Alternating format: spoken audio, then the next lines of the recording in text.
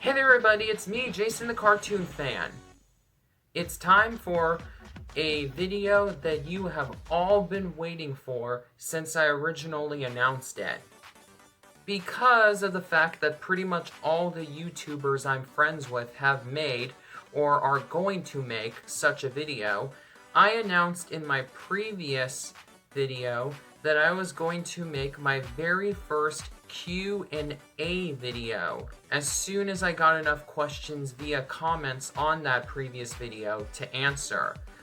Well, that time has come. Ladies and gentlemen, my first ever Q&A video. Get ready to learn facts that you may have never known about me. Oop, sorry about that, folks. Gotta readjust the camera. Okay, so the first question I got comes from my good friend Brendan the Cartoon and Movie Fan. And he asks, what is your favorite video game and why? Well, I'll show you what that game is right here. Super Smash Bros. For Wii U. No joke. Nintendo has been my favorite gaming company since I was old enough to know how to use a controller. The very first video game system that I ever had was a Nintendo 64, and the first handheld game system I ever had was a Game Boy Advance. In fact, that's the only handheld that I ever had, and I still have my old Game Boy Advance from when I was 3 years old. So, I've had every single Nintendo system that had been released since the N64 at one point in my childhood. I had the GameCube, and then I got the Wii, and then I got the Wii U, and now my stepbrother Richard and I have a Nintendo Switch. Sega, Capcom, Sony, Microsoft, and the others are fine for who they are, but to me, they just can't compete with the big genre variety and consistently high quality of Nintendo's games. Though I will admit that Sega is in a close second in those two factors. Super Smash Bros. Has always been my favorite gaming franchise, not only because it's a well-done fighting game for those, including yours truly, who usually don't care too much about fighting games, but also because it's a crossover between literally every other Nintendo franchise ever. Therefore, I think of Smash as not just a Nintendo franchise, but the Nintendo franchise, the one that represents Nintendo's colorful cast of characters and what the company stands for the most. The Wii U Smash Bros. Game is my favorite in the series, however, because it was the installment that changed the franchise from a celebration of Nintendo to a celebration of video games in general, thus making it accessible to all kinds of gamers, not just diehard Nintendo fans like myself, or people just looking for a fighting game but don't really care too much about fighting games to want to be like a hardcore member of the community or whatnot. Sure, Sonic and Solid Snake were playable in Super Smash Bros. Brawl on the original Wii, but Smash Wii U expanded on the idea of having non-Nintendo characters in the series by allowing us to play as such characters as Pac-Man, Mega Man, and, though only by making a DLC purchase, Bayonetta. Smash Ultimate on the Nintendo Switch was also really good, but I prefer Smash on the Wii U because I didn't really care for the new features, such as the addition of finishing moves for the characters and the World of Light mode that were added to the Smash franchise beginning with that installment. Because in my opinion, those extra stuff made the gameplay more complex than it needed to be. Remember, the Smash Bros. Franchise was originally designed with casual gamers in mind. Wii U Smash is all strength and no fat, which is why I love it the most out of not just all the games in the Smash Bros. Series, but also every video game that I have ever played so far. The next question I got comes from Loudhouse Fan 98. He asks, how many siblings do you have, biological or non-biological? Well, I have 2 biological siblings and 6 non-biological siblings. A brother, a sister, 4 stepbrothers, and 2 stepsisters. Next, I got 2 questions, one from Maximum Creations, another good friend of mine, and another from Adrian Goodwin, that were both basically, what are some of your favorite shows? Well, my favorite cartoons include The Simpsons, SpongeBob, Phineas and Ferb, Total Drama, 16, Garage Band, Rugrats, The Loud House, Dexter's Laboratory, Foster's Home for Imaginary Friends, Gravity Falls, DuckTales, both the original series and the 2017 reboot, Looney Tunes, Tom and Jerry, Scooby-Doo, Futurama, Steven Universe, Star vs. the Forces of Evil, Bunnicula, Symbionic Titan, and the original 3 Nicktoons that were created by Butch Hartman, Fairly Odd Parents, Danny Phantom, and Tough Puppy. My favorite live-action shows include iCarly, Drake and Josh, The Middle, Happy Days, Mork and Mindy, Laverne and Shirley, The Brady Bunch, the 1960s Batman Show, Goldbergs, The Sweet Life of Zack and Cody, Victorious, Fresh Prince of Bel-Air, Wizards of Waverly Place, Ned's Disclassified School Survival Guide, That's So Raven, Full House, All That, Kenan and Kel, The Amanda Show, Clarissa Explains It All, Jessie, Sabrina the Teenage Witch, and Family Matters. 4Pop asks, are there any cartoons/movies you haven't seen but want to see? Yes, there are a few cartoons I haven't watched yet, but want to watch sometime in the future, all of which are modern cartoons. These include BoJack Horseman, 12 Forever, Victor and Valentino, Duncanville, and the Big Hero 6 TV series. Oh, and there are 3 cartoon shows I have only seen the pilots of, but I'm planning on watching more episodes of soon. Infinity Train, The Casa Grandes, and Amphibia. However, there are only 2 movies I haven't checked out, but want to check out at the moment. Sonic the Hedgehog and Scoob. Sonic because I'm a big fan of the titular Blue Blur. In fact, his gaming series is my favorite non-Nintendo video game franchise of all time. And Scoob because I want to see if I think it deserves the hate that it's gotten, since I'm also a big fan of Scooby-Doo and Hanna-Barbera in general. The next YouTuber who I got questions from lives all the way in the UK, and his name is UV. He actually asked me 3 questions, and I'm going to answer all of them here. The first question was, what is your favorite era of Cartoon Network? Mine is the City era. My favorite era of Cartoon Network is also CN City. I only saw the tail end of the era's run, as I was only 2 years old when it started in 2004, so most of what I've seen of it was through archived recordings and old commercials on various Cartoon Network DVDs from the mid-2000s that I own.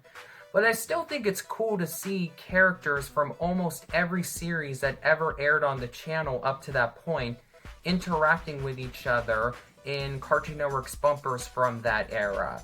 As for my favorite era of Cartoon Network that I actually remember seeing, definitely the early years of the Check-It era, specifically from 2010 to 13. It had the second best variety of programs and the second best schedule, behind only CN City of course, as there were a good balance between new action and comedy cartoons, and some of the channel's older shows, like Dexter's Laboratory, Powerpuff Girls, classic Looney Tunes, Codename Kids Next Door, and for a brief time in 2012 for the network's 20th birthday, even the Flintstones and the Jetsons were brought back to the network's lineup for a while. Also, I really love the surreal atmosphere created by the era's early bumpers. In fact, all the music that you were listening to for the past few minutes were music that was used on Cartoon Network's bumpers during the early years of the Check It era. The second question I got from UV was, what's your opinion on Nickelodeon's My Life as a Teenage Robot? I love My Life as a Teenage Robot. I dig its characters, its stories, its unique atmosphere, and its intentional 1920s, 30s cartoon throwback art style. Heck, I even own Season 1 of My Life as a Teenage Robot on DVD, and I'm planning on getting the show's other 2 seasons on DVD in the near future. The third and final question I received from UV was, did you know that the Sesame Street special, Elmo's Playdate, not only aired on HBO and PBS Kids, but also TBS, TNT, True TV, Boomerang, and even Cartoon Network? Yes, I did know that. However, I'm not shocked, as you might think I would be, based on how you worded that question, that the Sesame Street special aired on Cartoon Network. Why? Unknown to most people, back when it was still the Children's Television Workshop, Sesame Workshop, the production company behind Sesame Street, produced a series for Cartoon Network titled Big Bag, which ran for 2 seasons and 33 episodes from 1996 to 1998, with Cartoon Network continuing to air reruns of the show until 2001. In fact, not only was Big Bag produced by the same people behind Sesame Street, but Elmo even made a guest star appearance in one of Big Bag's episodes, depicted as a pen pal of one of the show's main characters. Yep, you definitely heard me correctly. Elmo appeared on Cartoon Network 23 years before the channel's aforementioned one-night-only Sesame Street broadcast, since the episode of Big Bag guest starring him originally aired on March 10th, 1997, according to Wikipedia. Also, Big Bag was the first live-action series to be produced specifically for Cartoon Network, 13 years before the launch of CN Real. However, I'm willing to forgive Big Bag airing on Cartoon Network because unlike most of CN Real's shows, not only was it actually good, but it's pretty cartoonish in nature since it's a puppet, or to be more accurate, Muppet show, and it had actual cartoon segments in between the live action stuff. I'm actually more surprised that the Sesame Street special aired on Boomerang and especially True TV, since those 2 networks haven't really aired anything like Sesame Street before. TBS and TNT, though, I can definitely understand, because believe it or not, The Muppet Show and Fraggle Rock used to air reruns on TBS and TNT from 1988 to 1992, so they've aired Muppet-related stuff before. The next question I received was from semi-popular YouTuber Andy Kishore, who, just like me, is a big fan of SpongeBob SquarePants. And his question was, why do you have a quarantine mask despite saying that you would not be going to stores anymore? Well, geez, that was a rude way of wording that question. Well, I got a quarantine mask because I am going to stores again. In fact, I actually got a bunch of stuff here that I'm going to be doing videos on soon. Jeez, you didn't have to be a smartass about it. Next, I got 2 questions from a YouTuber who I became friends with fairly recently, and her name is Carlotta Jones. The first question I got from her was, do you remember Hi Hi Puffy Amiyumi? It was a classic show from Cartoon Network's City era back in the day. Yes, I do.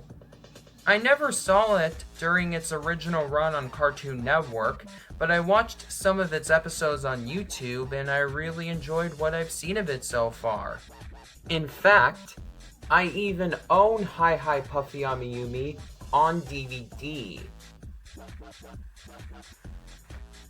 The next question I got from Carlotta was actually two separate questions that I decided to stitch together into one for this video because the two questions basically tackled the same topic and they could pretty much be bundled together, so I just decided to bundle them together for my answer on them. She asked me, do you think Cartoon Network went downhill in 2007 and stepped up its game in 2010?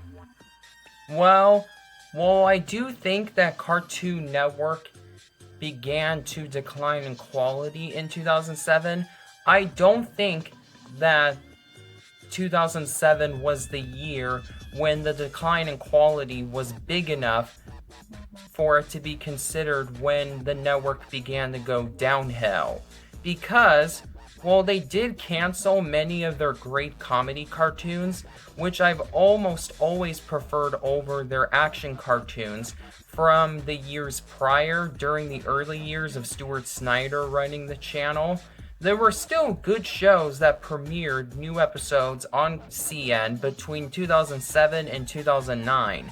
Such as Chowder, Flapjack, Total Drama, Tom and Jerry Tales, The Secret Saturdays, and Johnny Test. I know many people don't like that show, but I did, and I even saw it during its run on Kids WB before the series moved its premieres to Cartoon Network. Plus, most of the aforementioned comedy shows that CN canceled, like Foster's Home for Imaginary Friends, Ed, Edd n Eddy, Grim Adventures of Billy and Mandy, and Codename Kids Next Door, that they canceled during those years were still airing reruns during that time. In my opinion, Cartoon Network truly went downhill in 2009 with the launch of CN Real. Even then, though, it wasn't the biggest drop in quality to me, since although it definitely had no place on Cartoon Network, CN Real was only a 3-hour block on Wednesday nights, and for the rest of that day, as well as the entirety of the other 6 days of the week, Cartoon Network still aired cartoons. While I definitely think that 2010 was a major improvement over 2009 for Cartoon Network, after all, 2010 to 13, like I mentioned earlier, is my favorite era of CN that I remember watching the channel during.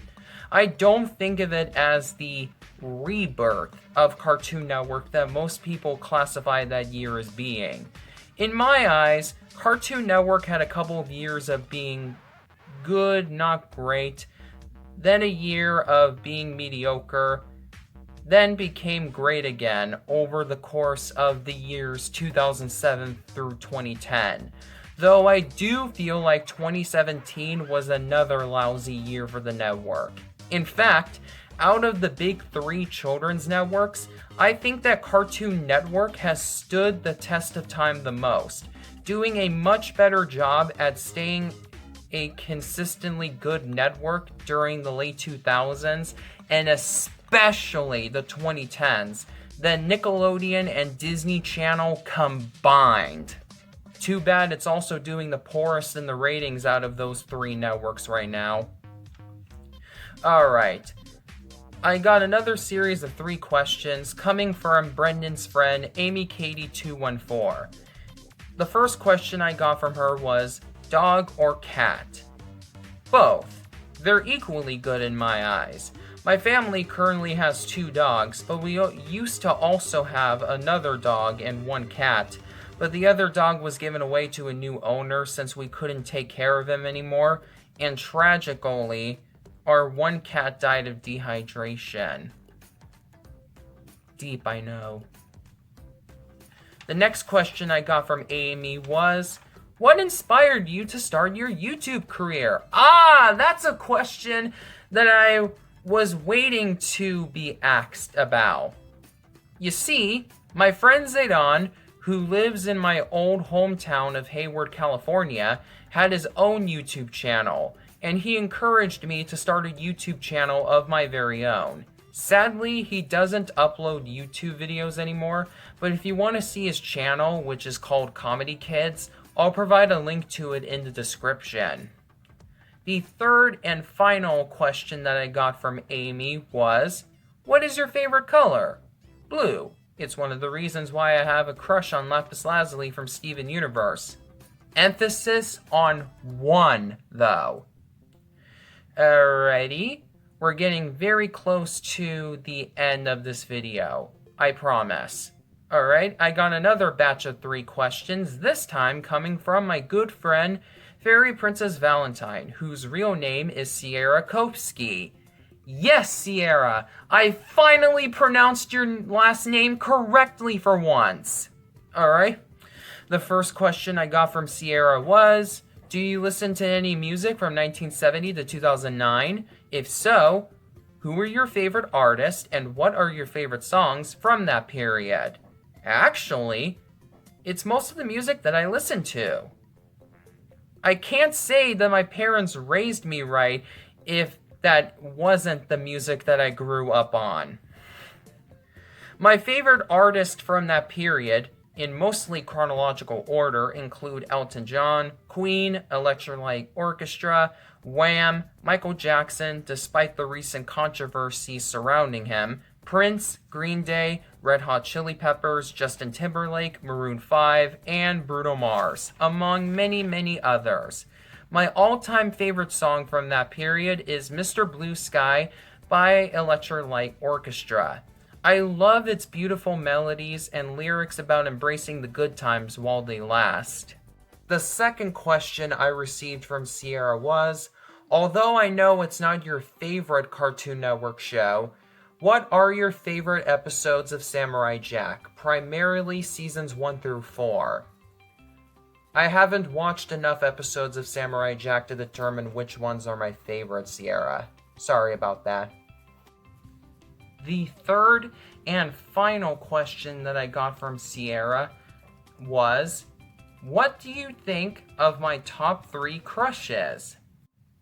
For those of you who don't know, Sierra's top 3 fictional character crushes, in order of lowest to highest on her list, are number 3, Shiro from Voltron Legendary Defender, number 2, Jin Kazama from the Tekken games, sorry if I mispronounced his name, Sierra, and number 1, Samurai Jack. Sorry, Sierra, but I don't have any opinions on numbers 2 and 3. I've never watched a single full episode of Voltron, and I've never played any of the Tekken games, because like I mentioned earlier, I'm not into fighting games other than Super Smash Bros.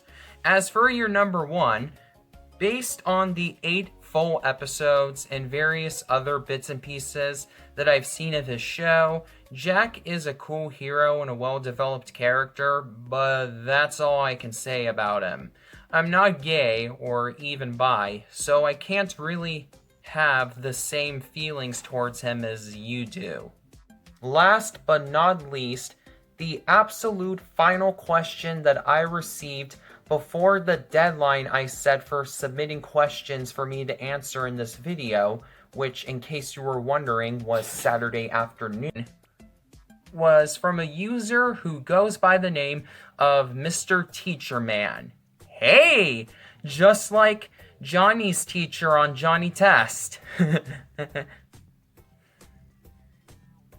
I really need to be paid money to actually be good at being funny. Hey, that rhymed! Well, anyways, his question was, what is your favorite DVD or Blu-ray that you have in your collection? Well, geez, I have a lot of favorite DVDs and Blu-rays in my collection. It'd be hard to pick a specific favorite, but I think I have confidence that I know which one is my definite favorite. Let me show you. My favorite title that I own in my physical media collection is actually a tie between several titles that I own on DVD. And they are the special collector's edition season DVD releases for The Simpsons. Out of all the TV shows on my favorite TV series list from earlier in the video, The Simpsons is not only my favorite animated series on that list, but my favorite series on that list, period. In fact, it's my favorite TV show of all time. So, since I'm such a big die-hard fan of the series, I want to know everything about its production. And these DVD releases have done a pretty good job taking me behind the scenes of the creation of the world of Springfield, with commentaries on literally every single episode on each of these season DVDs, deleted scenes, featurettes, and retro commercials featuring the Simpsons characters.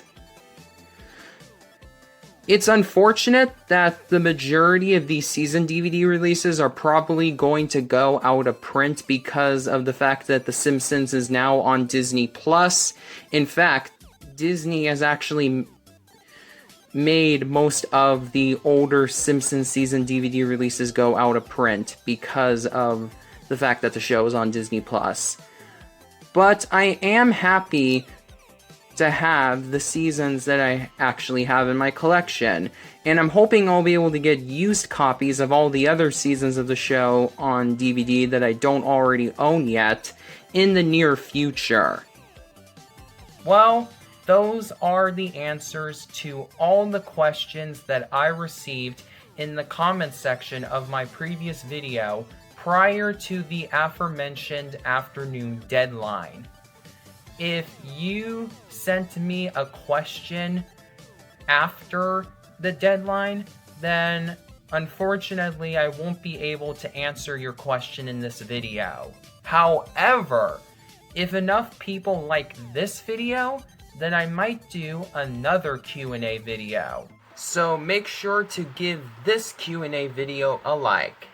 Until next time, this is Jason the Cartoon Fan, signing off.